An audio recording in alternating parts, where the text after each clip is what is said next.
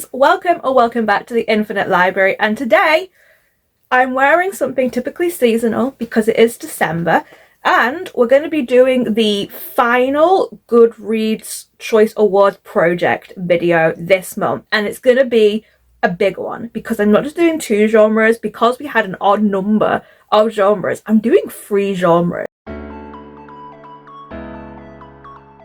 I did mean to do that last genre earlier in the year.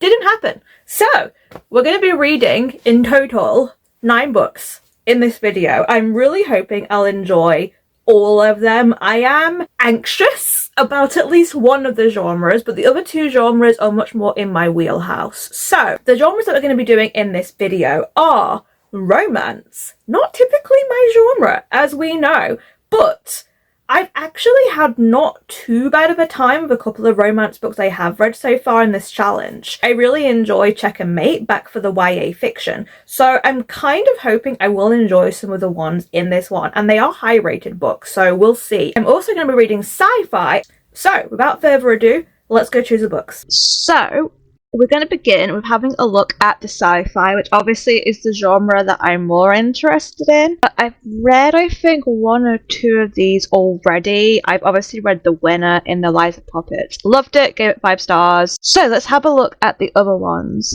So, Lightbringer by Pierce Brown, which is the 6th book in the Red Rising saga, is the runner-up. However, I have not started the Red Rising series yet. I do plan to. But yeah, I've not started it, so I'm obviously not going to be reading this, which means I'm going to be reading the second runner-up, which is Starter Villain by John Scalzi. Scalzi? I honestly don't know if I've heard good things about this or not. It's more of a comedy, I think, and those can be very mostly miss. I was going to say hit or miss, but mostly miss for me. But I guess I'm reading it. So, this is about someone who inherits their uncle's supervillain business, and it turns out that it's run by cats, I think? Yeah, he's a divorced substitute teacher living with his cat in a house his siblings want to sell. All he wants to do is open a pub downtown if only the bank will approve his loan. His long-lost uncle dies and leaves him a supervillain business complete with island volcano lair. But his uncle had enemies, and now they're after him. It's up to Charlie to win the war his uncle started against a league of supervillains, but with unionized dolphins, hyper-intelligent talking spy cats, hence the cover, I guess, and a terrifying henchperson at his side, Going Bad is starting to look pretty good. The cover is actually very different for the UK edition from what I've seen. This is the cover, which I guess it kind of shows more about the style of the book. Like, this gives me more sci-fi supervillain, whereas the cat one doesn't. But also the cat one's just kind of fun. I don't really know if I'm going to like this or not, but I've heard good things about the Kaiju Preservation Society. It's still set at a 4.15, so a lot of people must like it. I've just not really heard anyone talk about it. That is going to be my first book, though. Regardless, I will be reading that because I can't read The Winner or the runners-up. So, now I just have to pick 2 more, and I am just going to have a look and just pick from what looks good.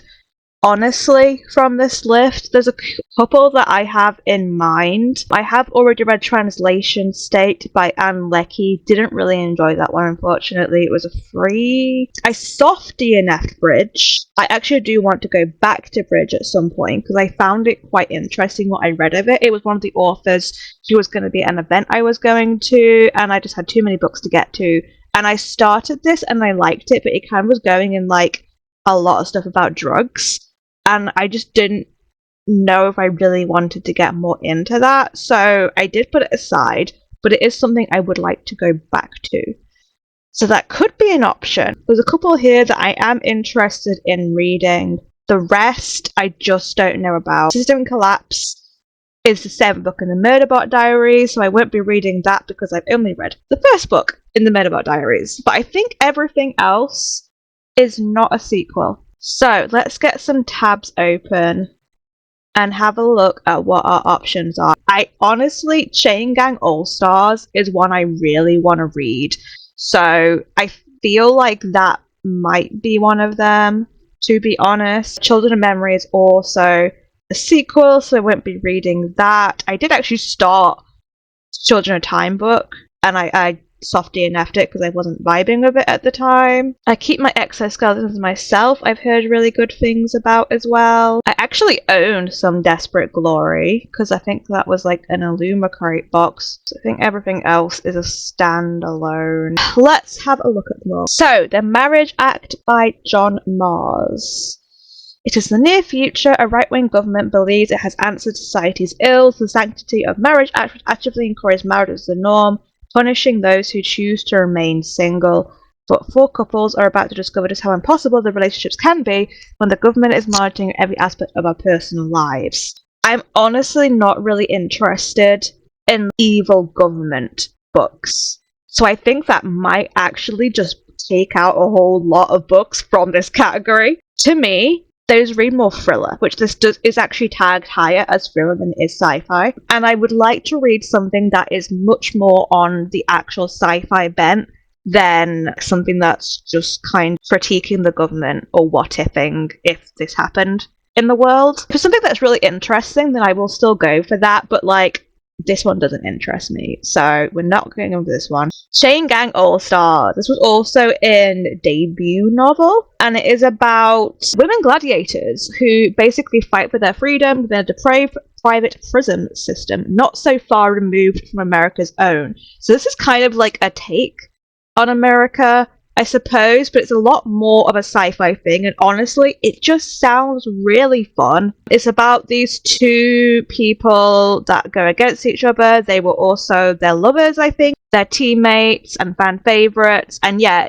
basically prisoners are competing in death matches. If all goes well, then one of them is going to be free in a couple of matches, and as she prepares to leave, she considers how she might help preserve their humanity in defiance of these so-called games. So she's trying to do like a last rebellion or something, basically.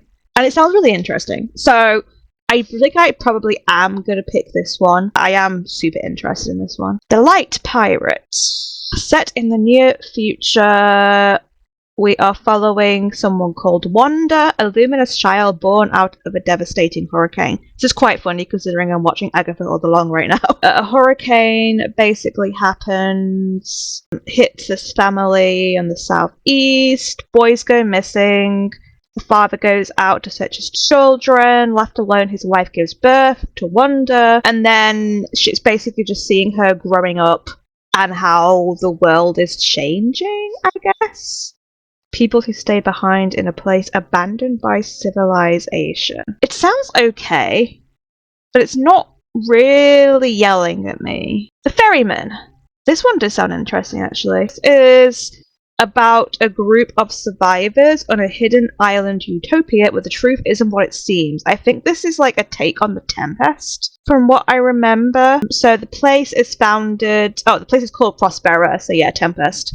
It's supposed to be a paradise away from the horrors of the deteriorating outside world. People enjoy long, fulfilling lives there until basically if they fall below a certain number on a monitor, they retire themselves, embarking on a ferry ride to the island known as the Nursery, where their failing bodies are renewed, their memories are wiped clean, and they are ready to restart life afresh. Following a guy who is a ferryman, taking people to be retired, but all is not well with him.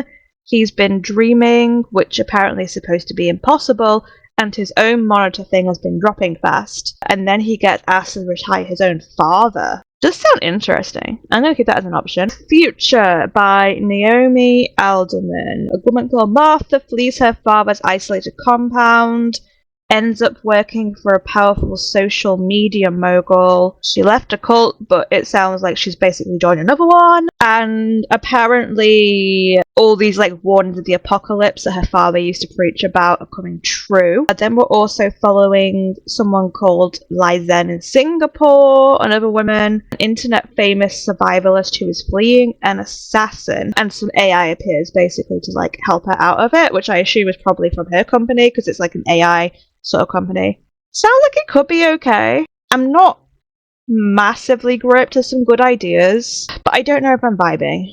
I feel like there's probably more interesting things out there. Land of Milk and Honey. This is about a chef, which sounds quite fun, honestly. About a young chef, the stuff is going bad in the world, the chef escapes her dying career in a jury set to take a job at a decadent mountaintop colony, seemingly free of the world's troubles. She rediscovers herself, basically. Soon she is pushed to the center of a startling attempt to reshape the world far beyond the plate. Sounds interesting. It's giving me, a love letter to food, to wild delight, and to the transformative power of a woman embracing her own appetite. That sounds really good. Okay, I keep my exoskeletons to myself. This is about a government department who has adopted a radical new form of law enforcement. Rather than incarceration, wrongdoers are given a second or multiple shadows as a reminder of their crime and a warning to those they encounter. Creates an underclass of shadesters who just an underprivileged class, basically. Following Chris, who is a shadespear, and a new mother to a baby born with a second shadow of her own. That kind of sucks. Oh, it's queer. She's grieving with her wife, and she's struggling, I guess. This does sound interesting, but also incredibly depressing. But it is what I'm interested in reading, so I'll keep it on the list for now. Then we have The Deep Sky, which is another debut. A ship carries humanity's last hope, 80 graduates who will give birth to a generation of children in deep space. But halfway there, a bomb kills some of them and knocks the ship off course. Asuka is the only surviving witness and a suspect. Okay, there's some stuff to do with race here, I think. We've got trigger warnings: miscarriage, fertility issues, terrorism, death of a child, racism, gore, strong language. So it sounds like it's a bit of a murder mystery because Asuka has to find out who kind of set the bomb off before they all turn on her or until they kill more people. Does actually sound quite interesting. Not gonna lie, adding it to my to-read list. But is this what I want among us fan fiction? That's quite funny. I am interested. I would like something that's going to make me really think. We've got a comedy sci-fi, which should be a good time. If I pick Chain Gang All-Stars, it's got some commentary, but I think it's also going to be a good time.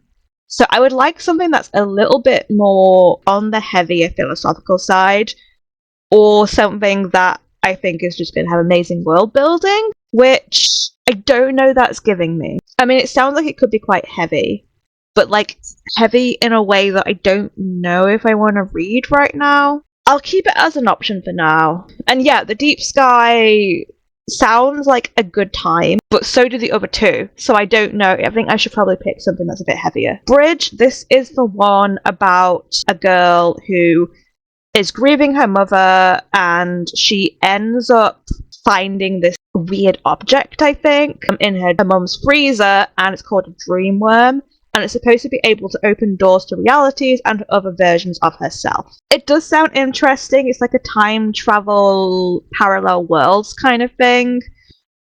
I just don't know if it's one I want to go back to right now, because I say the drugs element in it, because I had to take drugs basically to make this thing work. I wasn't too crazy on, but I did like the two main characters in it. It was our girl Bridget, and I think it was her best friend or something. I don't know, this is giving me more we're just gonna find ourselves, and I don't know again if that's what I want. And just because I've already soft DNF'd it, I don't know if I'm ready to go back to it. I think it's a book that when I go back to it, I want to go through it slowly, and I probably won't do that if I pick it for this. So yeah, we're gonna leave that. Okay, Some Desperate Glory. This one I actually already loaned, so I probably should pick it. This is about someone called Kia who was trained for the day she could avenge the murder of planet Earth. She's one of the best warriors of her generation, the sword of a dead planet, but when command assigns her brother to certain death and relegates her to the nursery to bear sons until she dies trying. Oh, this is also sapphic, apparently, and queer. She knows she must take humanity's revenge into her own hands.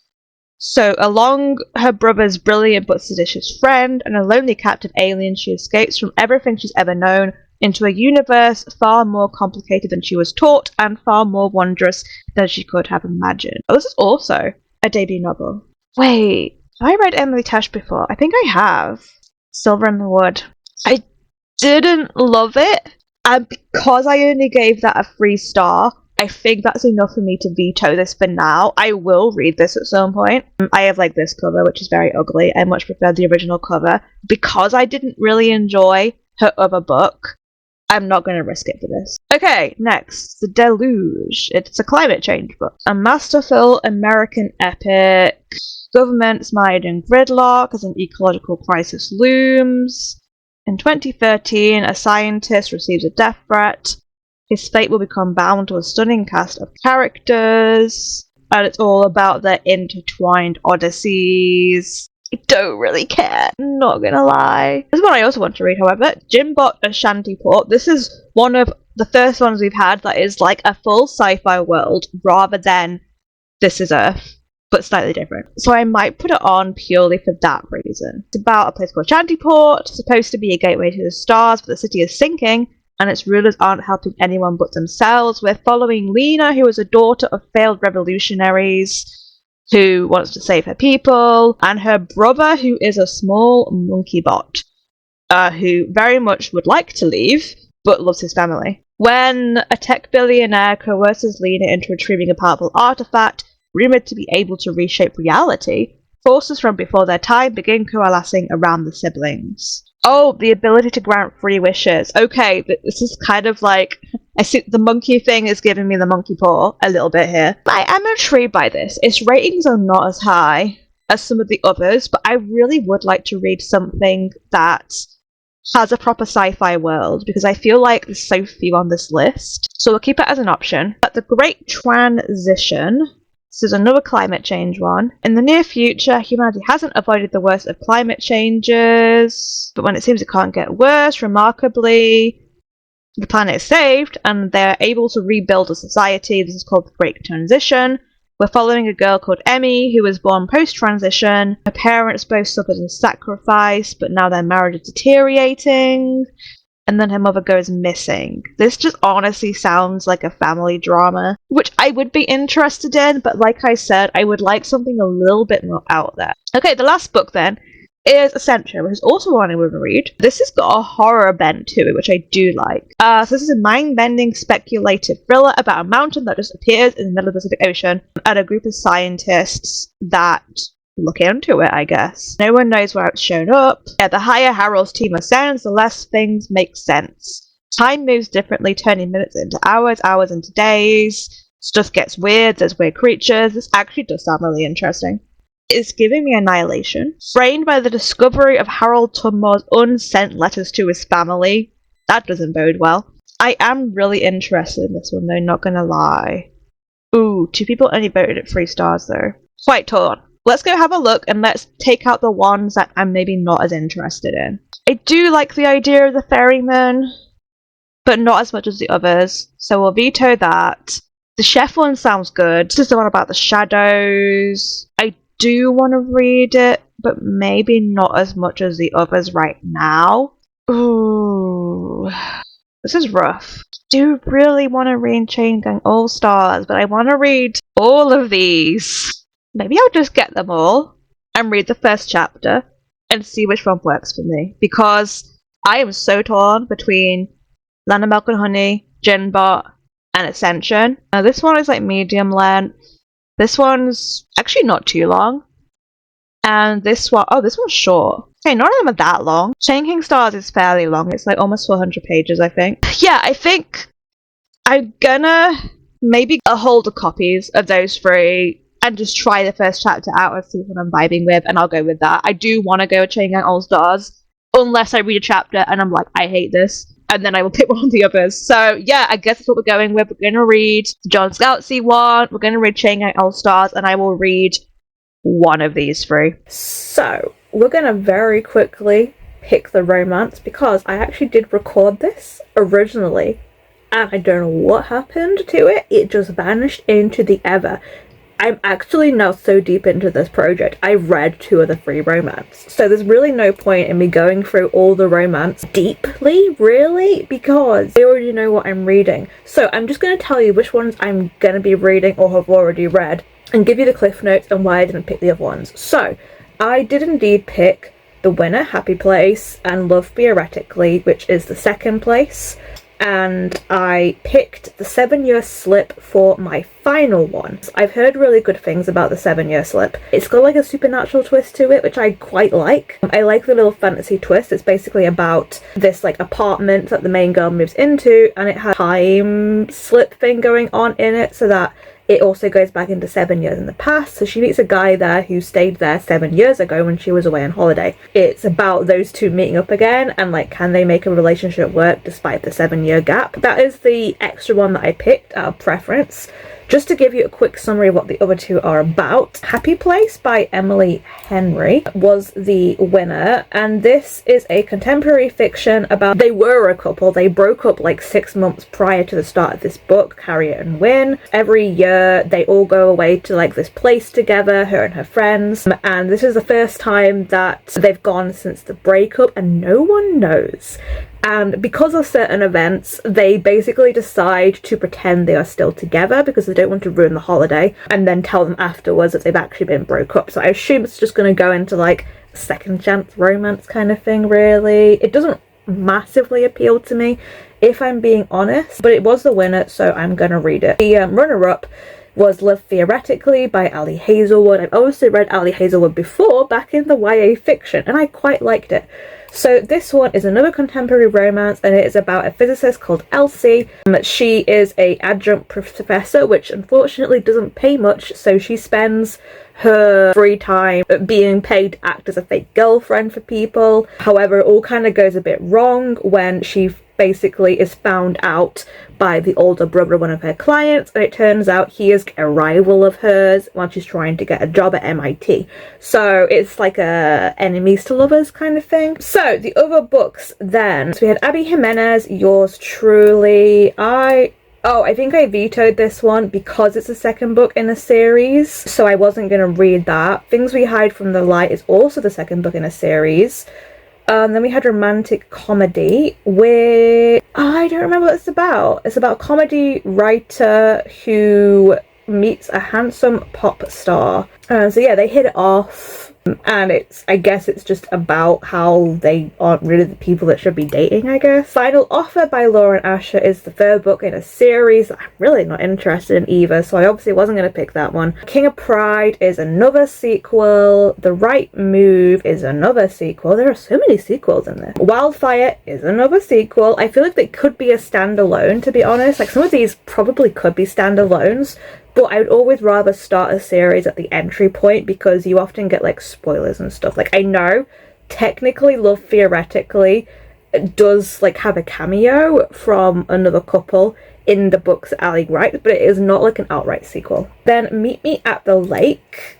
Let's see what this is about. As you can see, I've forgotten all the plots of these. This is about someone called Fern who thinks way too much about a guy called Will. She only spent 24 hours with him and it just didn't work out, basically. Now she's 32 and life isn't what she thought it was. She is running her mother's lakeside resort, something she vowed she'd never do. Oh, her ex-boyfriend is the manager, that's unfortunate. And then Will just turns up, I guess, and they get to reconnect. So it actually sounds alright, to be fair. That doesn't sound too bad of a premise. I probably would maybe give that one a try. And then we have Pucking Around. This is a hockey romance. I didn't pick it purely for that reason. They just sound kind of silly, to be honest. But this is about a sports medicine practitioner called Rachel who gets a dream job working at this hockey team and gets with a player, basically. Then we have Christina Lauren, the True Love Experiment, which is a sequel, so I wasn't going to pick it. Practice Makes Perfect was one I was also kind of interested in, just because I like the cover. To be honest, it's about a small town sweetheart and a bad boy, and they get together. She runs a flower shop. Oh, in Rome. I didn't know. Oh, Kentucky. Okay, never mind. I thought it was Italy. Oh, it's a fake dating. I think it's a fake dating kind of thing from the looks of it. Then there's Powerless by Elsie Silver, which is a sequel. Again, Rebecca Yarros is on this list, all for a fourth wing, which is quite funny. This is one of her actual romances, though. About an airplane, I guess? A girl called Izzy gets on a plane to go home, and then she falls for her seatmate. Oh shit, the plane goes down in the Missouri River. A high-stakes reunion in Afghanistan. Okay, this sounds different, at least, I guess, from the other romances. I don't think I want to watch it, but watch it, read it. And then the final ones, I don't think any of these appeal to me either, though I have heard good things about You Again. So Hello Stranger is about a girl called Sadie who, ends up being temporarily, hopefully, diagnosed with face blindness, so she doesn't recognize anybody, and she's trying to live with that, I suppose. And she falls in love. That's kind of all it seems like it's about, really. But interesting concept, though, definitely, about her not knowing who anybody is. This one that's really funny. I can't remember. This is another Raylo inspired one, I know. Oh yeah, it's about these two people who keep meeting each other, and it's like never the right time, or they hate each other. And yeah, I guess they just eventually get together. And then this one has a really awful cover. I hate this so much. Oh, it's also a sequel, so yeah, we're not going to be reading that. And the final book is called The Long Game. It has a goat on the cover, so that's something. It's about a disgraced soccer executive who enlists the help of a retired soccer star in coaching a children's team. It sounds like a Hallmark movie, to be honest. It does actually sound quite cute, not gonna lie. Nothing majorly interesting, I've got to say. So yeah, I did obviously have done my picks, and you will next see in the video where I'm actually reading. So I'm coming at you with an update because I have most of the books now that I'm going to be reading for this month. I'm going to be doing most of these actually physically, because I think with these genres, they are genres that I think for me are going to work better for me physically than they are via audiobook, particularly with romance. Romance, because it's so character dependent, if I don't like the audiobook narrator, that's it. It's killed the book for me. So I have 2 of the romance books so far that I'm going to be reading. I'm still waiting for my last one, The 7-Year Slip, to go into the library, but I do have Happy Place by Emily Henry, and I have Love Theoretically by Ali Hazelwood. I read my first Ali Hazelwood earlier in this year, actually quite liked it, and I've heard nothing but good things about Emily Henry, so I'm kind of excited just to see what I think about these. And yeah, 7-Year Slip has got the supernatural bent to it, and I've just heard it's really good, so we'll see. Then I have 3 of the sci-fis, although I do have a backup sci-fi that's on its way. I have Starter Villain by John Scalzi, not as thick as I thought it was going to be, which is a nice surprise. I have Chain Gang All Stars, and I have Land of Milk and Honey, which is really short. This is such a short book, which I was not expecting. I'm hopefully going to read this regardless, even if I don't end up picking this over Ascension. Ascension is the one that I'm still waiting on arriving, which I think is also quite short. And I'm kind of interested in both. So I'm thinking I will probably read this regardless, unless I really hate it. And then I might just try Ascension as well, just to see if I like it, because I'm just curious at this point. So that's it. I'm just going to get knuckled down and start reading. Thankfully, it is kind of hibernation month for me. I've not got too much stuff going on. I've obviously got like a good week and a half up at Christmas. So I anticipate I'm probably going to get through all of these, and I kind of hope I'll get through them fairly fast. That's it. The next time you'll see me, I will be updating you with whatever of these books I've started. I'm really not sure where I'm going to start, to be honest. I feel like I might start with the romance, because these 2 books already have holes on the library and none of the others do yet, so I think I'm probably going to start with these. And to be honest, I'm in the mood for something a little bit light for the season, so yeah, I'm not mad about starting with romance. So yeah, I will likely have started at least one of these 2. I'm not sure which.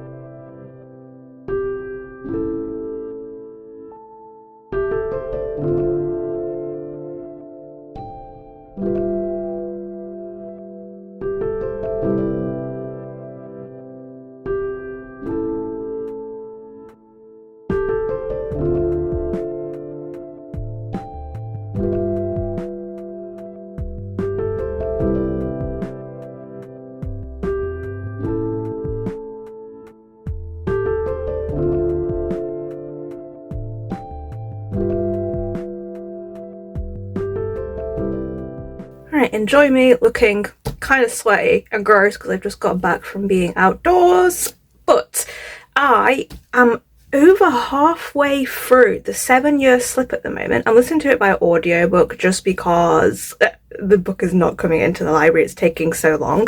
Thankfully, the audiobook is quite good. I do like the narrator for it. And I'm actually not minding it so far. I'm not in love with it, which I'm kind of sad about because I do love the concept of this book. And I think I got to about 15-20% of the way through and I was a bit like, oh, I can predict exactly where this is going and this book is fine, but I'm a little bit sad if it goes exactly the way it's going. Like, it really just felt like I was listening to a rom-com movie and there was like some hints dropped here and there about like what was going to happen in the future, so I was kind of like was predicting where the story was going to go, and thankfully it's actually going in a slightly different direction. I think I'm still kind of predicting where it's going to go again, but I'm glad that my initial predictions, it's going in a different way. It's given me some surprises, which I'm very happy about. I do like our main character a lot, actually, Clementine. I think she's very likable. I'm really enjoying all the talks about food, the fact that it's not focused on the two primarily for the whole story. Basically, Clementine is a publicist and they're trying to get a book deal with this guy who I can't really say who it is, I guess, because it's a spoiler, but they're trying to get a publicist deal and they end up in this like kind of crazy competition to get this deal along with other publishers. And so she is like really good friends with the people she works with, and it looks like she's going to be kind of like moving up in the employment ladder soon, but I think she's just also feeling a little bit tired and burnt out and not really sure what she wants to do in her life. And a similar kind of thing, I suppose, with the guy. And I'm kind of enjoying the wider stuff going on around the romance. I am enjoying like when they're talking together and stuff, because they're not just talking about the relationship, they're talking about like their passions and things they love. Food basically is one of the main kind of things for this, so I'm enjoying that. Yeah, I'm not having a bad time with it. I don't think this is going to be something that I rate really high unless it gets like super emotional and really gets me in the end. I'm just not invested in their relationship, but I am invested in Clementine as a person and what's going on with her storyline. Having an alright time with it so far. Happy to report.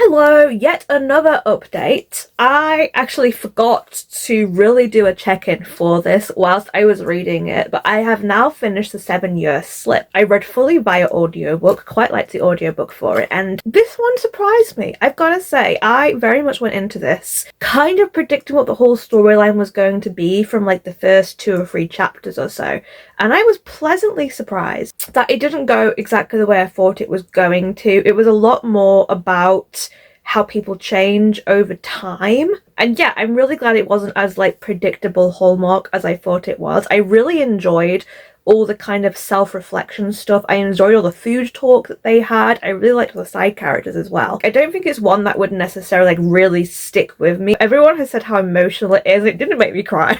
To be honest, I thought it was going to be a lot more tragic because of like what people said and like their time travel dynamic, but it wasn't as bad as that. It was more about mourning the people we used to be and moving forward and deciding what we want to do with our lives, which I really like. Like, even though this was a romance, there was still a lot of focus on how she's dealing with her life, how she's kind of losing her passion for what she's doing, how she kind of thinks the same of the guy, Ewan James, that she kind of thinks that he's so different from how he was when he was younger, and it takes her a while to get used to this like new version of him and realize that maybe he is not the one with the problem, it's her. And there's also a lot about grief, which I did really like as well. I thought that was dealt with quite well. So overall, yeah, shockingly really enjoyed this. Did not think I was going to be giving even one of the romances in this video like a 4-star, but I'm pleasantly surprised by this one. And honestly, I would read more from this author again. I actually went and like looked on her profile, and it turns out as well, like, she used to be like a fan fiction writer, and someone was like, oh, what is your favorite ship? And it's Victor and Yuri from Yuri on Ice, which is one of my favorite animes, but also I guess one of my favorite ships. And I can see now, like, looking at her other books, she writes a lot about like fandom, about writing, about like fiction meeting you know, reality, fantasy reality, that kind of thing in her romance. And I feel like maybe that's something I quite like the sound of. Not only have I found a book that I quite like, I would maybe read it again, but like it wouldn't be high on my list, but I did have a good time with it. But I would definitely check out other books by her, which was a nice surprise that I didn't really expect coming into this. I'm reading Ali Hazelwood next, and I also enjoyed a previous book by her, so I'm definitely not upset to be reading another book by her, but I also feel like even though I liked Check and Mate, the premise of that, like the actual storyline being about like the chess stuff lesser than about the romance, makes me less inclined to read her other books, because I feel like there's so much more about the romance and the couple rather than stuff about the characters themselves, plot storyline going on alongside. Like maybe Bride I would try because it has the supernatural stuff going on, so I'd probably try Bride. But I think if I wasn't for the fact that I was having to read another Ali Hazelwood book for this challenge, that I probably wouldn't have picked up another one of her romance books, because she was fine and I liked Check and Mate despite not liking the main character very much, but her way that she does romance, I just wasn't really that invested in the romance itself, even though I did actually really like the guy who was a love interest in that book. But I genuinely really enjoyed like the whole storyline of the 7-year slip. For me, like the less romance the better, which is kind of the opposite of what I'm supposed to be doing with reading the romance genre, I know. I genuinely did get invested in both of them as people, like, because they talked to one another.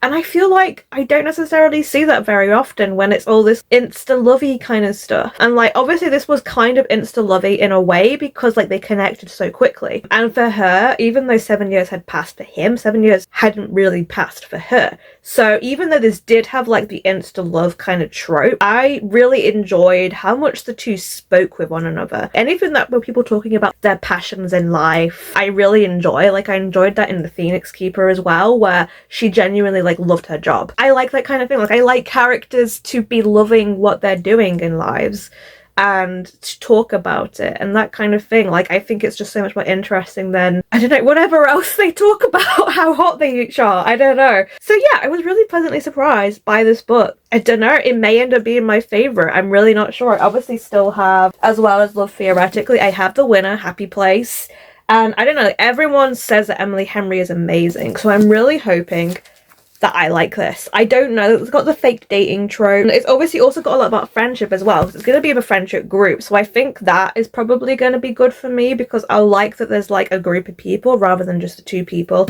I don't know how I feel about fake dating, but I guess we'll just see how it goes.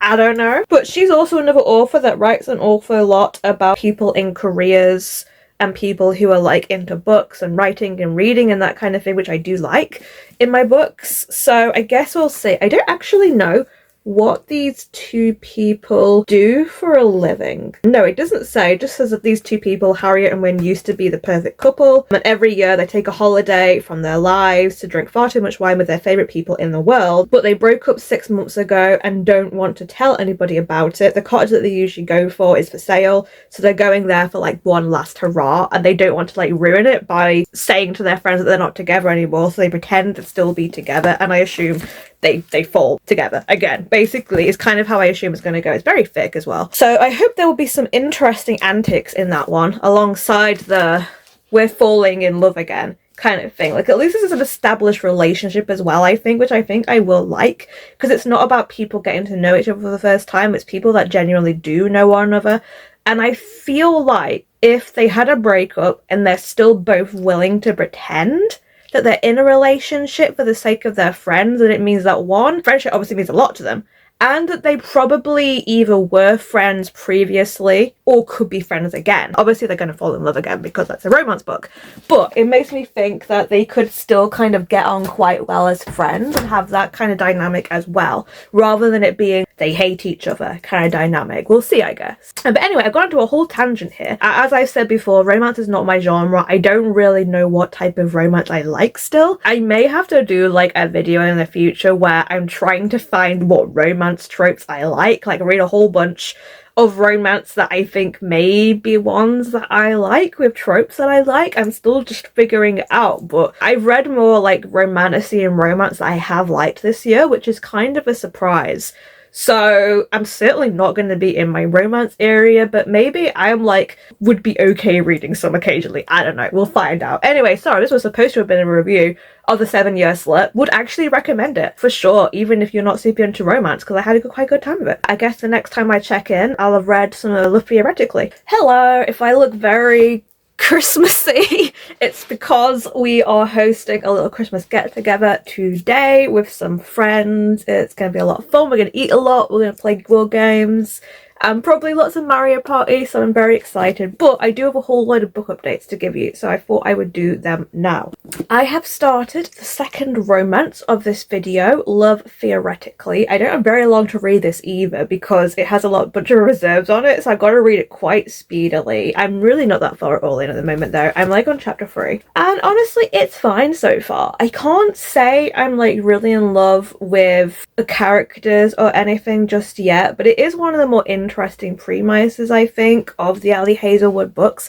And I know I like her writing style because I read Check and Mate earlier in this series for the YA fiction. So it's perfectly fine and readable so far. It's making me laugh a little bit. At the moment, obviously not a lot has happened, but we've met our main character, Elsie, who is a physicist trying to get, is it like an internship, a tenure at university at MIT.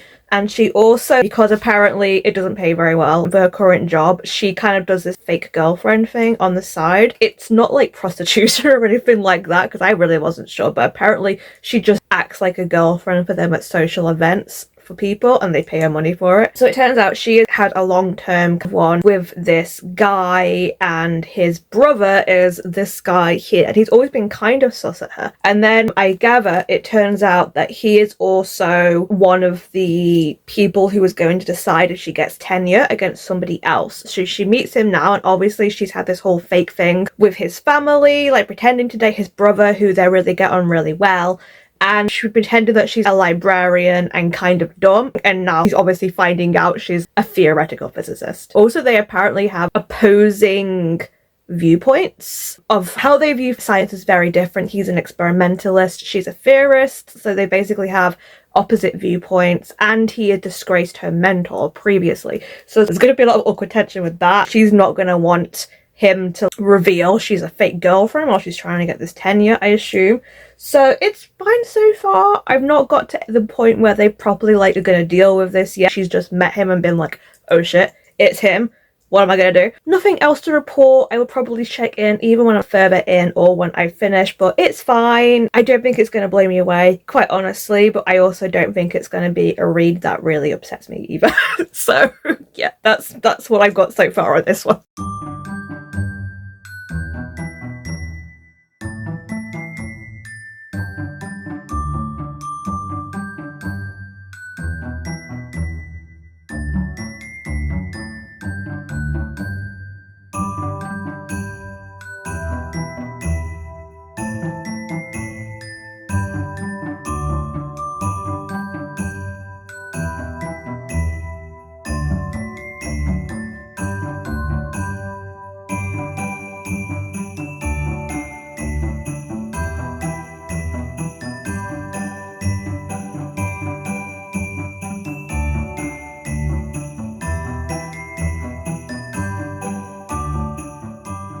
Hello, quickest of updates here. Remember how I was like, yeah, I don't know if Ali Hazelwood is for me. I wouldn't pick up her books. I'm like just over halfway through this, and I freaking cried. Not really a plot twist, but just something that happened to Elsie that's really crappy and is also really relatable in terms of the job market. I don't want to say exactly what it is because spoilers, but yeah, just really kind of depressing. And she's kind of like hit that point in the book now where she's at her lowest point, and weirdly the only person who is there for her is Jack, because he's the only person that like sees her as she truly is and has understood the whole situation. I guess they are like getting closer now. I still can't say I'm really like loving the story or the characters, but I definitely really feel for Elsie, what she's gone through, and yeah, that really did actually get me quite emotional. I'm probably gonna finish it tonight because I'm just over halfway through. I'm quite liking it, I guess. It's not anything amazing, but again, I do like that even though there is like any really bit of hint of romance so far, to be honest, the obvious, oh he's so hot, constantly being there throughout it, but it's been a lot more about her thoughts and feelings, how she has misunderstood him, and her trying to get this job position at MIT. I'm interested to see where it's going to go now, because the whole like driving force of the plot has now basically been taken away. I'm interested to see how Halsey is going to deal with things and like how she's going to get herself out of what is basically rock bottom for pretty much anybody in her position. So we'll see, I guess. But yeah, I'm liking it. I think it's probably still going to be a 3-star, maybe a high 3. I don't think it's going to be a 4-star for me, but I'm having a good time with it. So I can't ask for anything less than that, really. I had to Google what a goddamn credenza is. So yeah.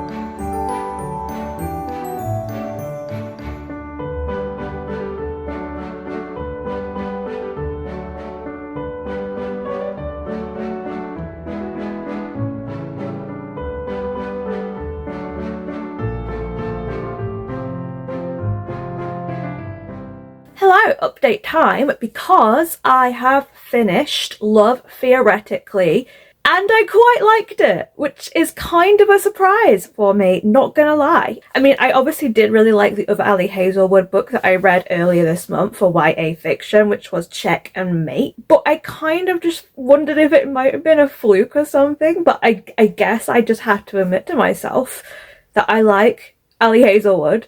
I like her writing style, I like her storylines, and maybe I'm quite enjoying the romance books I'm reading this video, which I did not expect to happen. Because obviously I really quite liked 7 Year Slip as well. I would say for me, Love Theoretically goes just under 7 Year Slip for me in terms of how much I liked it. Say 7 Year Slip was probably a low 4, maybe a mid 4. And I think Love Theoretically is also kind of a low 4, but veering down more towards a high 3. And I think that's purely because I think the 7 Year Slip was more interesting in terms of its premise and its themes, and I really enjoyed the secondary cast. Whereas I do think the secondary cast in Love Theoretically was just not quite as likeable or memorable. It was mostly just the guy who the main girl was fake dating, which, by the way, had some good representation with him. Wish it could have been dealt with and explored with a little bit more, but I like that it was at least included and not made something to be weird and odd. Although, I don't know, like, I feel like he was kind of presented that way as well. And I think the other side characters just weren't very memorable, unfortunately. There's a grandmother character who I thought was quite fun, but fairly two-dimensional. And I think all the other side characters were fairly two-dimensional as well. The main girl's friend, who is just kind of known for having a hedgehog who's evil and really liking art house movies that our main girl doesn't like and is too anxious to admit that she doesn't like it. But I really like the theme of this book, I have to say, and that a lot of what this was about was kind of playing off the idea that our main girl moonlights as a fake girlfriend, essentially. So she basically is able to change how she appears to other people to give them exactly what they want to see from her.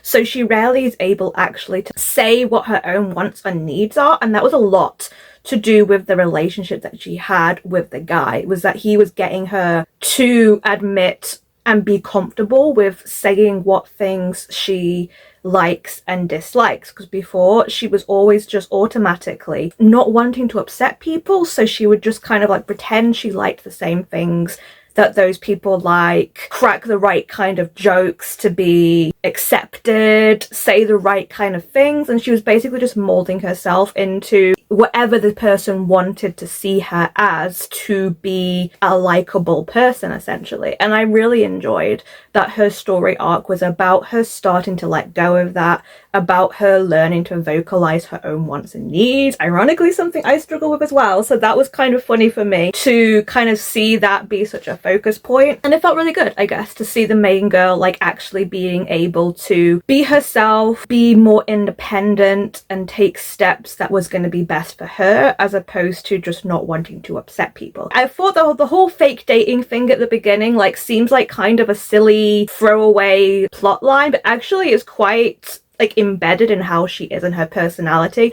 and that is why she's so good at it, because the men who want her to pretend to be their girlfriend, she can just be exactly what they need her to be to impress their family or whatever.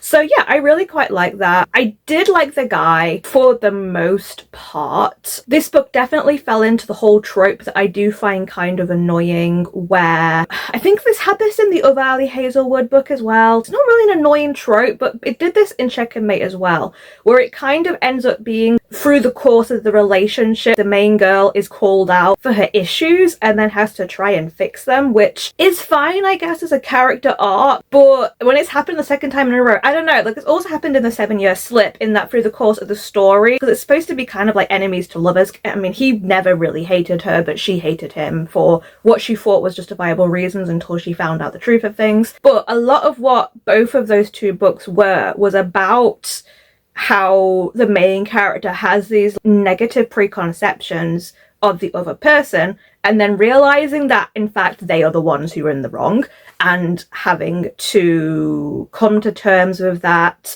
and I guess realize their own kind of internalized negative stuff. I think just having that twice in a row, I just would have rather had something else. It almost feels like the opposite of I can fix him thing, like literally in all these books, like it's the guy being like, I can fix her. It's more that guy points it out to her and they have like a big argument or something, and she kind of falls at like her lowest point or whatever, and then she realizes herself that she needs to change, and she realizes that there are issues with herself. So it's more about her realizing it, I suppose, and then making the positive changes. But I don't know, it kind of gels me the wrong way a little bit. So it wasn't crazy on that being in the book, but otherwise, yeah, I quite liked the book. I know for people that are a big fan of Ali Hazelwood, there was a cameo from the very first couple in the first book, whatever it's called, this book. I guess I know those characters now a little bit, and because I apparently like Ali Hazelwood now, maybe I'll check out her other books. I do want to check out Bride. Unexpectedly, did quite like it. Not as much as 7-Year Slip, I think. Although it definitely still had a lot of like emotional impact. Like obviously the whole thing of her character arc being about being able to speak for herself. And there's a lot of like institutional sexism as well that you see throughout this book, both during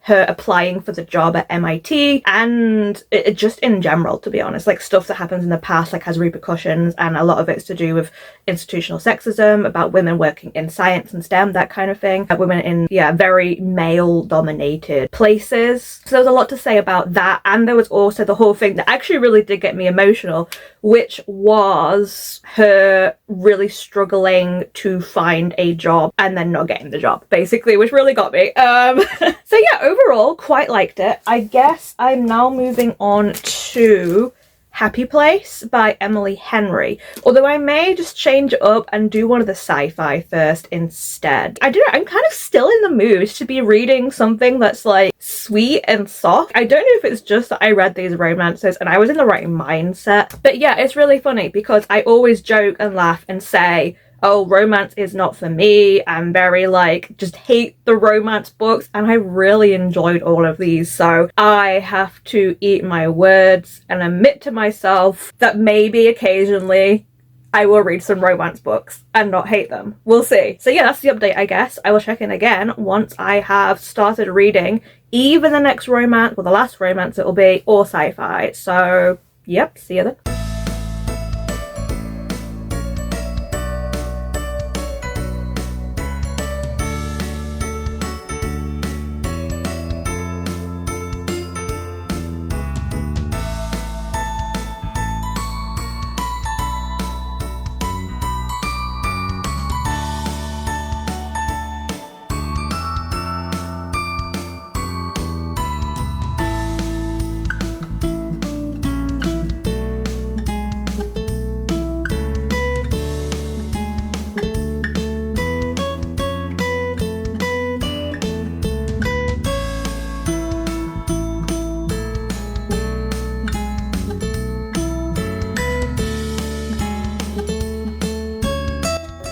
Of course it is. Next one. Murder mystery set in North Carolina. Okay, but why didn't I realize it was where the crow dancing? Okay, but why didn't I realize it was where the crow dancing?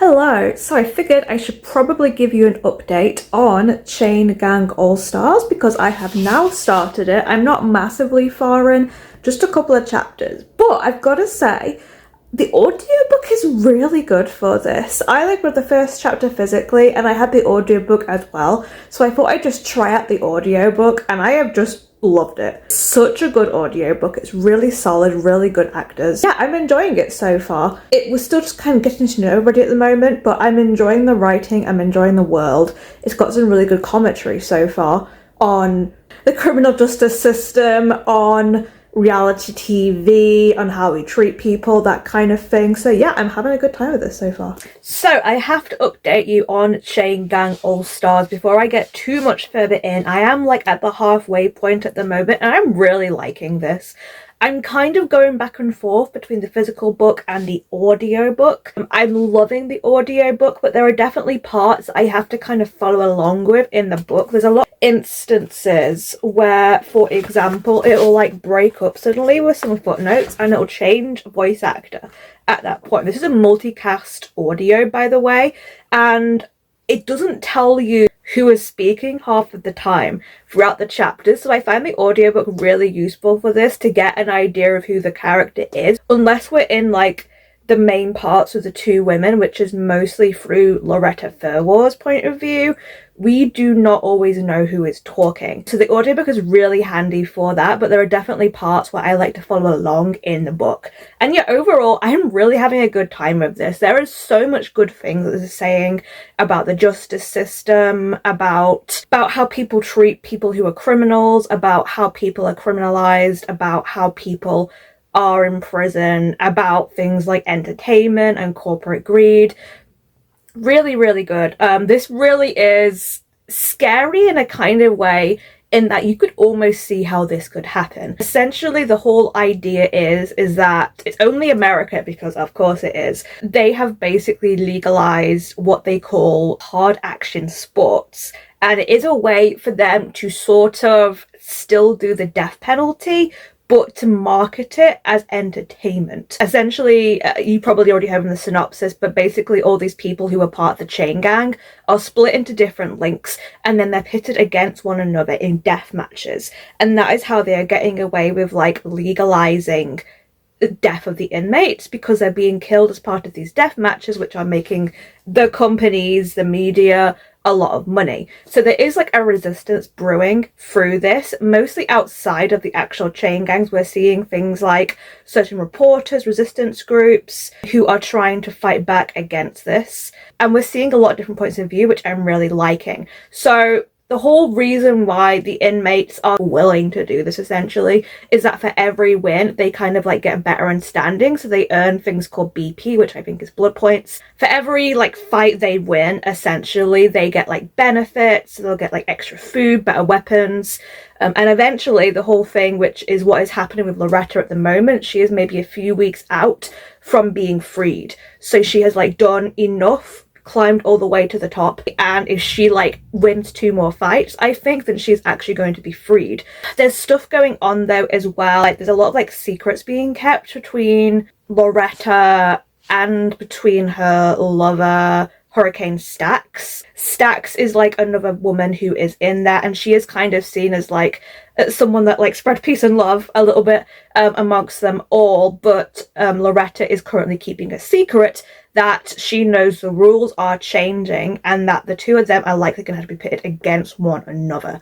So I can see that as where this is going. I don't know if the resistance is going to be able to like stop this, before it gets to that point. But I'm really having a good time with this. It's just so interesting. It's got so much thought and heart behind it. It's got so many good things to say. I can kind of see now where they're saying America's New Hunger Games. It definitely like follows a couple of the same kind of themes of like people basically being forced to kill one another for public entertainment, but it's got a lot more to say because it's also such a big commentary of criminal justice and how people treat the incarcerated. So yeah, really having a good time with this. The next time I come back to you, I will likely have finished it. I'm probably going to aim to do that today. So yeah, good time so far with this one. Hello, the quickest of updates because I'm about to head out, but I finished Chain Gang All Stars last night and this was really good. This was such a solid book. Honestly, the best start to reading the sci-fi book. Like, I feel like it's going to be hard for it to go up from here, although I am cautiously optimistic that it will. I'm actually going to be starting Land of Milk and Honey, I think, next, which I think also has a potential to be a top favourite in this video. But yeah, this was, I want to say it was a high 4, possibly a 5. I'm still kind of thinking on it. But this book like just has so much heart. It has so much good things to say. I love how well researched the author, how much he did to just look into the criminal justice system, how much thought he put into this. It was really good. I enjoyed it from start to end. There was a couple of perspectives that I feel like perhaps I wasn't quite sure what was going on with, but it does all kind of make sense later on, and it really is just a lot of like really well thought out, well done commentary, as well as a really good story as well. So yeah, really enjoyed this one, and I'm kind of excited now to read the rest of the sci-fi because of it. So yeah, a great start to the sci-fi books.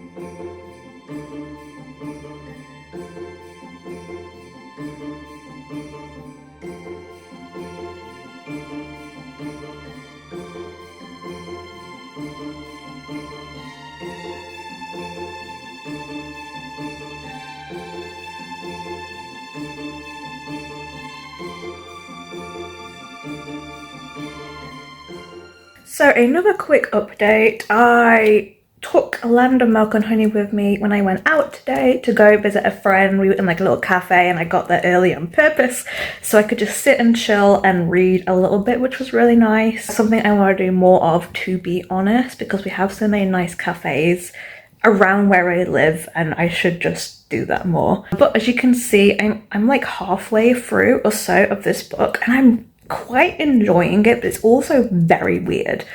And it's kind of hard to pinpoint why I'm enjoying it because it's a very odd story. Our main character is a chef. We don't even know her name at this point. I don't know if we're ever even going to find out her name. Like, I went and even checked the synopsis once I realised that no one had been mentioning her name, and it's not even said there. So I feel like that's on purpose, particularly given some things that are now happening that I'm further on regarding how she's supposed to act as a chef and the identity there. But I am quite enjoying it, I've got to say. This doesn't feel massively sci-fi, this definitely feels more literary, but I am enjoying the writing and I'm quite involved and invested into it. So at the moment, our main character, who is a chef, has left her job where basically because of like the smog and stuff, like all fresh food is just non-existent really anymore.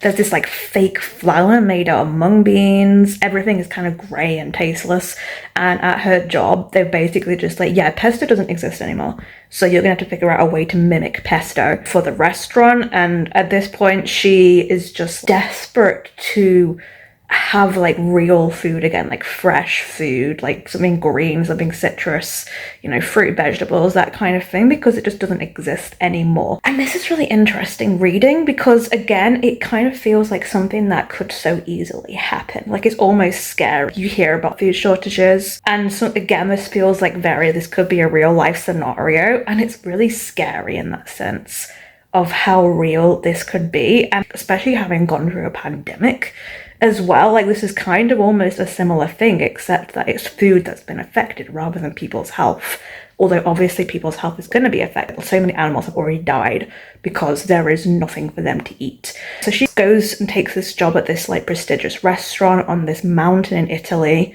I say prestigious, it's very secret.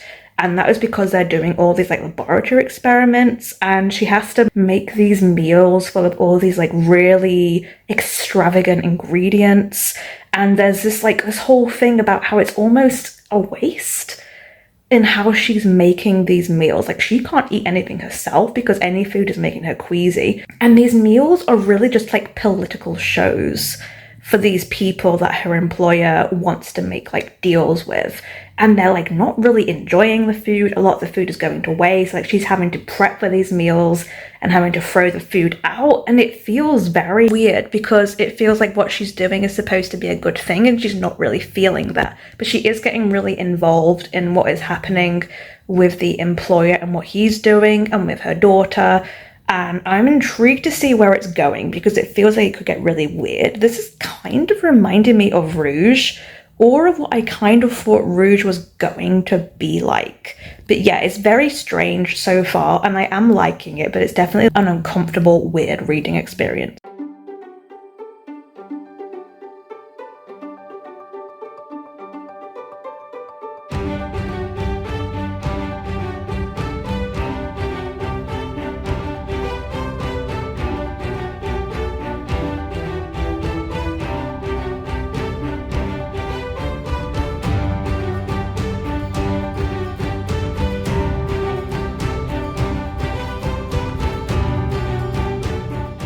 Hello, so sorry for the bad angle and lighting. It is quite dark. It's really early in the morning before I go to work, but I finished just a couple of days ago, ironically on the very last day of 2024, Land of Milk and Honey. And overall, I'd say I did really like this book. It definitely got to a part halfway through where it started to feel like horror to me, and it got to get like a really uncomfortable reading experience because of a certain specific thing that happens with a hunt, and that really kind of unsettled me. But that was actually the worst it kind of got, thankfully, in terms of like how dark it got, I think. And after that point, it started to turn a corner and things started changing for the main character. She started sort of making her own decisions. And I was quite surprised that the ending took the turn it did.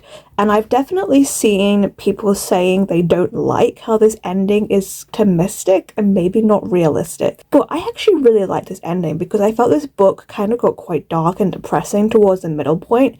And I really liked the message that the ending did. Without really spoiling anything, that, you know, we kind of wrecked the world, but we were able to work on fixing it again as well. Overall, I did quite like this. It was a very quick read. I don't think I liked it as much as I liked the previous sci-fi book I read. This is more of a low for, I think, and I do think that is because it gets a little bit lost in the endlessness of the cooking and the meals and the politics. And although I did like that, there wasn't a whole lot of plot otherwise on top of it. And I don't think it was like as emotionally resonant, although I did love all of the stuff to do with food. I really love how at the end, the author does like a whole list of all the different foods that I guess kind of inspired them. And there's even stuff just like chicken McNuggets. And I thought that was just really cute. Overall, I definitely did really like this book. It's sci-fi light, I would say, and I like how I'm honestly reading 3 very different sorts of sci-fi, and all 3 of them are not maybe what I would traditionally see as sci-fi, which is like people in space. Did like this, just not as much as Chain Gang All Stars, but this was a really interesting, beautifully written, weird fever dream of a read. Talks a lot about sex on the back of this, and I don't think that's as major a part of it as it really makes it seem like. Like, there is definitely a toxic relationship that's kind of twisted that develops in this, but it wasn't like bacchanalian as it kind of makes it seem. Overall, did like this. Just wanted to check in to say that I started Happy Place last night, which is the last romance book for this video, and I'm honestly not loving it so far. I'm really not that far in. I'm only a couple of chapters. The writing is fine. It's perfectly readable. I don't know if I like the premise or really the two main characters that much. I'd say like the main girl is fairly likable. I really don't like Reese so far, who is like the main love interest. He is just giving me major red flags like constantly in every scene we've seen him in so far. No, I'm not liking him. He obviously has time to win me over, but because it's a second chance romance, and I kind of thought I was down for that. And then I realised that this might actually be kind of in a same kind of thing that made me not like The Pairing by Casey McQuiston. And that is that these two are still kind of deep in the breakup phase. And that's just going to lead to a lot of depressing, messy feelings. So yeah, I don't know how I'm going to go with this one. If it really starts to affect me, it may even be a DNF. And I'm not going to read another romance book, to be honest, at this point. I'm hoping this will clear up a bit. I am really enjoying like the friendship dynamic, but the whole thing that they're kind of going to be lying to their friends the whole time because they are faking that they're still together because their friends have invited them to like the last time they're ever going to their favourite place together. And they broke up 6 months ago and didn't tell anybody yet. And then their friends have said, oh, it's the last time we're going to be here because my father's selling the place. And we're also going to get married in a few days' time here, which no one knew about. So now they're like, shit, we've got to try and make this like a good time, basically. I did like all the stuff at the beginning where the main girl, I should really remember her name, but I apparently don't. God, my brain was like Georgia. It's Harriet. There we go, Harriet. She had this whole thing where she was like, meditating, talking about like going to your happy place, and for her this is her happy place and this is the last time she'll ever be able to go, and I guess it's going to be about her hopefully finding a new happy place. I would like that. So yeah, it's very bittersweet so far, I would say, and I don't know if I like these two characters enough to root for them to get back together, but I am very early in. We've only seen a little bit of their past relationship so far, but yeah, I don't know if I'm liking it yet. We'll see how it goes, I guess. So, the final update for the romance books. I had kind of a roller coaster with this book, to be honest. I feel like it took me quite a while to get into it. I actively hated this book, I think, for a while. I almost DNF'd this at like just over 100 pages. And then it did actually start to turn a corner and grow on me, and I began to really like the two main characters in it. But overall, it was a bit of a mixed bag for me. Like, I will say, it did eventually like really get me in the feels. I was pretty much solidly crying for the last 100 pages or so. Definitely a lot of the stuff that was happening with the protagonist, fully kind of relating to some of like her trauma, so that really kind of got me. And at the beginning I didn't really like either of them, but I think we did get like enough for both of them. I did actually really like them both by the end of the book, and I guess I was rooting for them to be together, or at least for them to be happy and like following their dreams, if not together. So kind of a mixed bag for me. So I will say, unfortunately, although this did eventually win me over, this was a kind of a rough read for me in terms of it took me so long to like it. I think definitely I just didn't really enjoy the premise for this, and I still don't really enjoy the whole we're lying to our friends, we're keeping secrets, and like all the friends are keeping secrets too. So it just kind of gave me bad vibes for a lot of this book, and then obviously it did kind of get better as it went on, but it kind of took too long for it to get that point. But I did enjoy it at the end, thankfully. But yeah, this is unfortunately my least favourite of the 3 romance I've read, which is kind of weird because this is the winner of the romance category. I would maybe read something else by Emily Henry. I do think that it was the plot for this one that didn't work for me, and it took me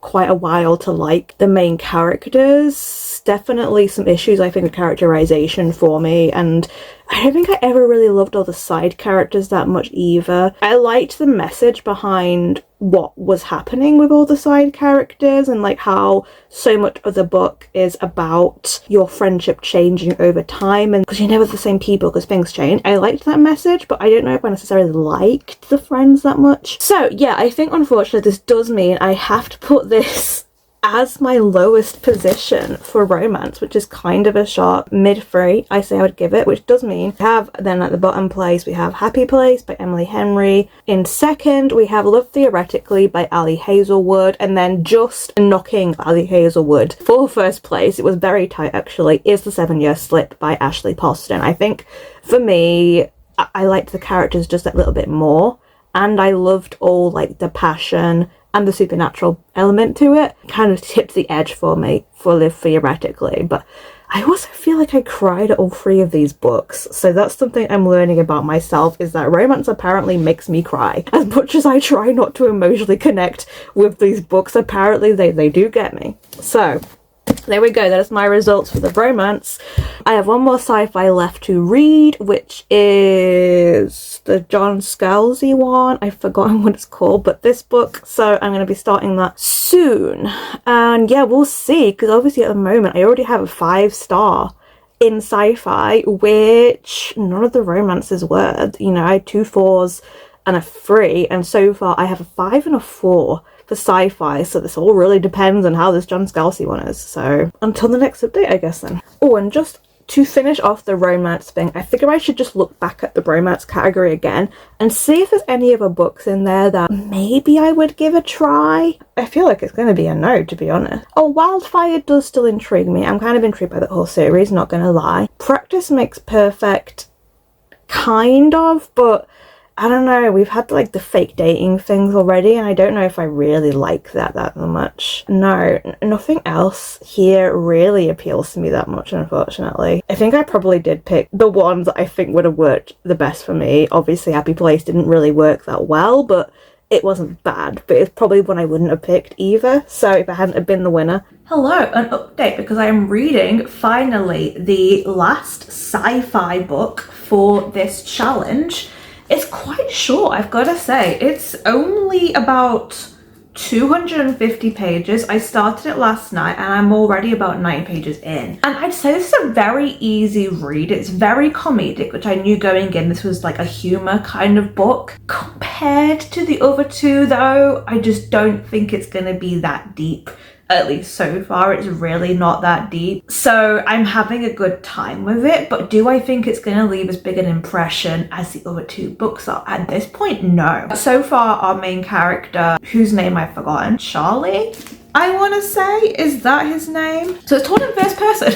It's told in first person perspective from the main character, who is a guy who's basically very down on his luck in life. The only people that seem to look out for him really is his cat, who has recently adopted another kitten basically, and this lawyer guy who kind of like keeps him up to date with stuff happening with his family estate. His mother and father died long ago. He has 3 siblings who were from his father's previous relationship, and they're all older than him and they don't really get on with him. They're very separate, and there's just a lot of stuff going on. He's trying to like make things better for himself, but he's just being hit with roadblocks and he's just broke, essentially. His uncle passes away. His uncle on his mother's side this is, and it turns out he is basically the only living family member, so he inherits what his uncle had been working on this whole time, which it turns out he's a supervillain.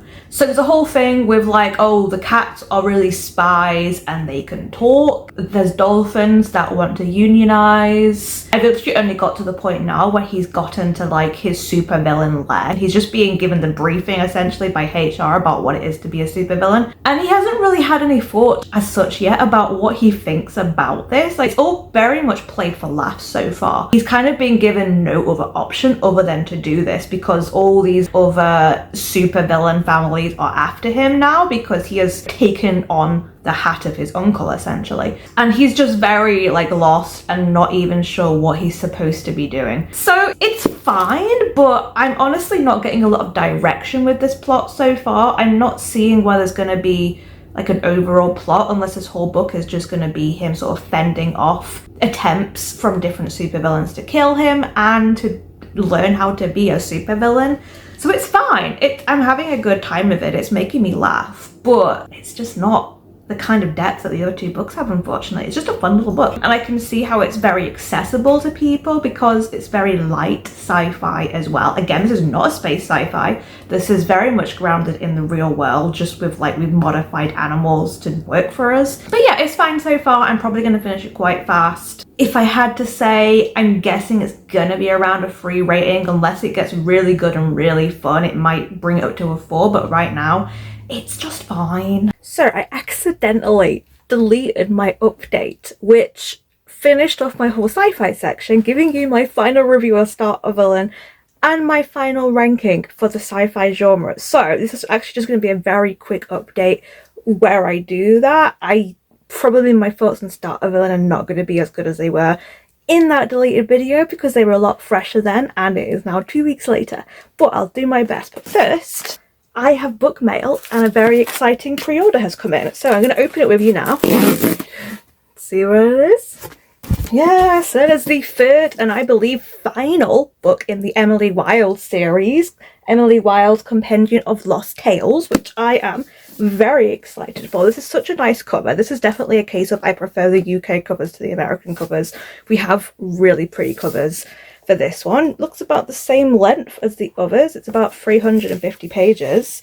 And yeah, I'm just really excited to read this, to be honest. I likely won't have time for it until March, but I'm definitely reading it soon. So, Starter Villain, I think, was definitely my least favourite of the 3 books, which is interesting because it's also the highest rated in the Goodreads Awards. I think that might be because mass market appeal. It was very readable, it was very funny, which I guess is John Scalzi's style, but I wasn't crazy on it, to be honest. It felt like there just wasn't enough depth in terms of the story and in terms of the characters for me to get really invested in the book. It was like a quick little romp, like watching an action movie is kind of how it felt. It did definitely make me laugh at times, but I can't say I loved it. It was just a fun read, so I think for that I have to give it a low to mid 3. Not a bad book, but also not really something I would ever want to go back to, and it didn't really leave much of a lasting impression on me, to be honest. I did end up liking the main character, and I appreciated that whilst we spent half of the book just kind of him being very clueless and dim-witted, it felt like he did get not a character arc really at all, to be honest, and that is something I didn't like, is that it felt like there wasn't really any change for the main character. He was pretty much the same at the end as he was in the beginning, except he was in a better financial situation and was able to do the things that he couldn't do at the very start of the book. But it had fun characters. I enjoyed the whole thing with the dolphins, I enjoyed the cats, I really enjoyed who was kind of like the secretary lady. She was very fun, but otherwise really not something that's going to stick with me. And yeah, I thought there wasn't much character development. There wasn't a lot of depth to the characters or to the storyline, to be honest, so it's just going to be a mid-3 for me. But if you just want a fun story that isn't really gonna like spend too much brain power on, I would recommend it. And I would probably check out more by John Scalzi. I do want to check out his other book.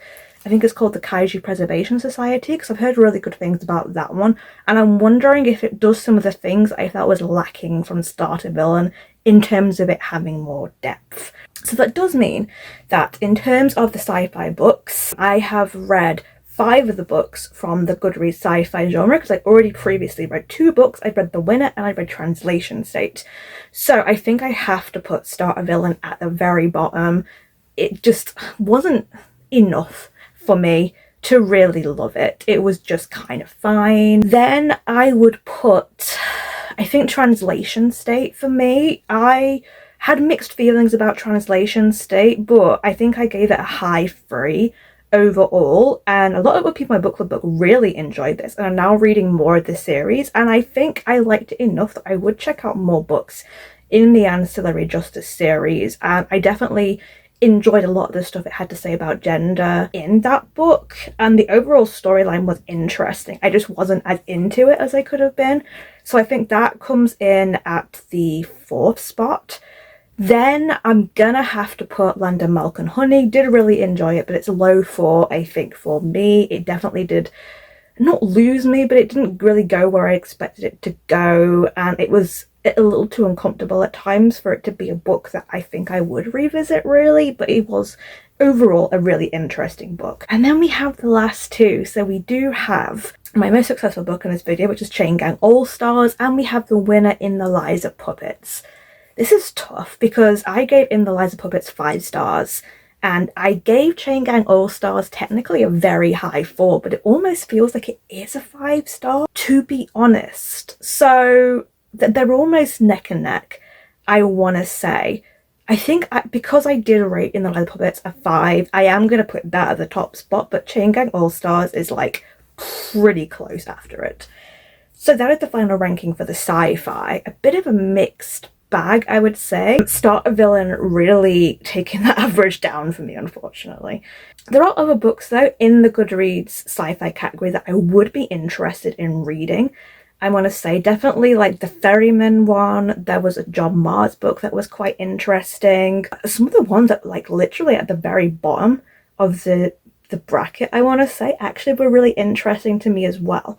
So definitely some other books that maybe there would have been better picks than Start a Villain, I don't know, but yeah, a genre that I think definitely does hold interest for me, but I think is very hit and miss. Just popping in here to do an actual ending here because I hadn't planned on splitting this video into 2 parts initially, but the fantasy was just taking so long and was just making the video needlessly long, to be honest. So I just want to wrap up then by looking at the sci-fi and the romance to see which one won, and they actually did pretty well in terms of average ratings. Sci-fi did win with a average rating overall of a 4.25, while romance had a 4, but honestly that's pretty good. So even though like I feel like I definitely had like 2 duds in each of those 2 genres, I think generally they were pretty good successes, which was really nice. That is the conclusion for this video, is that apparently for me at least, I think sci-fi was better than romance, but both were pretty solid genres. So until the next and last video for this Goodreads project, which should be coming sometime at the end of March, I believe. I have only 1 book left to read. It's just a chunker of a book and I don't really want to rush it. But until next time, stay safe, stay cozy, and I'll see you in the next video. Bye!